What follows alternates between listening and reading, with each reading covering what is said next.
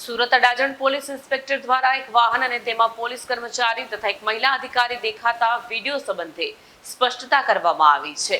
Police ઇન્સ્પેક્ટરના જણાવ્યા અનુસાર વિડીયોમાં દર્શાવેલું વાહન અને તેમાં પોલીસ કર્મચારી અને મહિલા અધિકારી અડાજણ પોલીસ સ્ટેશનના નથી। સુરત અડાજણ પોલીસ ઇન્સ્પેક્ટર દ્વારા એક વાહન અને તેમાં પોલીસ કર્મચારી તથા એક મહિલા અધિકારી દેખાતા વિડીયો સંબંધે સ્પષ્ટતા કરવામાં આવી છે। પોલીસ ઇન્સ્પેક્ટરના જણાવ્યા અનુસાર વિડીયોમાં દર્શાવેલું વાહન અને તેમાં પોલીસ કર્મચારી અને મહિલા અધિકારી અડાજણ પોલીસ સ્ટેશનના નથી।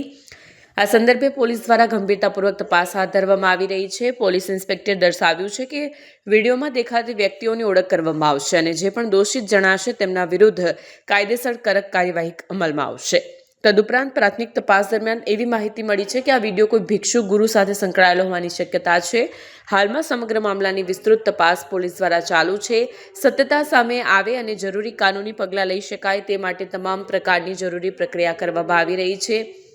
વધુમાં તેમણે જાહેર જનતાને આશ્વાસન આપ્યું છે કે તપાસ પૂરી થતાં સંબંધિત તમામ પાસાઓ બહાર આવશે અને નિયમોનું ઉલ્લંઘન કરનાર વ્યક્તિઓ સામે નિશ્ચિતપણે કાર્યવાહી કરવામાં આવશે।